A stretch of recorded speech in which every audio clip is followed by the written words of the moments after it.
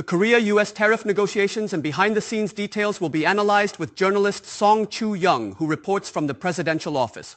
Reporter Song, what is the mood in the presidential office regarding the tariff agreement? The atmosphere seems quite positive due to it being considered a decent outcome. For instance, a meeting presided over by President Lee Jae-myung was held following the tariff agreement announcement today. During this meeting, participants applauded as President Lee entered, commending the efforts during the tariff negotiations. There's an observable celebratory tone. Shall we delve into the negotiation contents? There seems to be a noticeable divergence in how we interpret the investment amount. 350 billion or 200 billion, which is correct? The presidential office is currently stating the figure as $200 billion.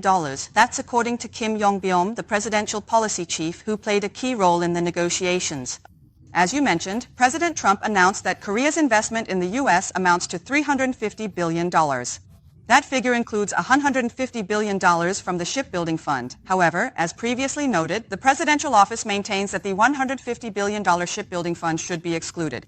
They argued that this amount shouldn't be included in the aggregation because it essentially cycles internally within our corporations. So Japan's investment fund stands at $550 billion. How does that compare? Yes, according to the presidential office, Korea's investment fund amounts to only 36% of Japan's when compared directly. It's based on the $200 billion investment fund figure earlier cited by Kim Yong-byom. Some point out that since Japan's economy is more than twice the size of Korea's, this shouldn't be considered a strong performance. However, the government says we need to consider where President Trump's tariff negotiations actually began.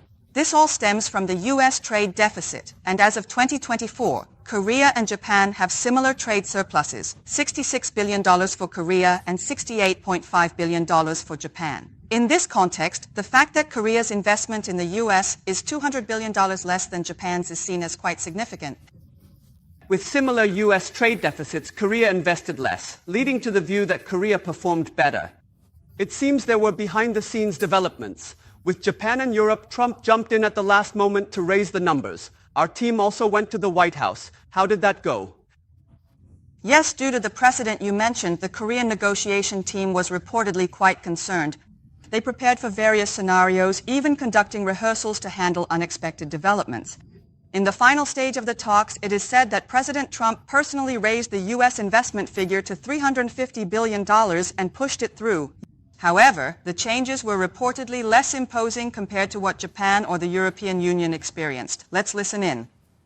Naturally, the final figure ended up being somewhat higher than what we had tentatively agreed upon with Luttig. But compared to what happened with Japan or the European Union, I think the process was carried out in a fairly orderly manner. Before the agreement, a presidential office official had told MBN the demand is on par with Japan's U.S. investment, calling it unreasonable. In conclusion, it appears that ultimately a compromise was reached. Now that the tariff agreement is settled, there's growing concern about upcoming security talks. Do you think the U.S. might bring another bill to the table at the Korea-U.S. summit? This seems quite likely, especially since a South Korea-U.S. summit is projected to occur in 2 weeks. Security issues are expected to be brought to the negotiation table. Today, the South Korean and U.S. defense ministers held their first phone call, during which the term modernization of the ROK-U.S. alliance appeared for the first time.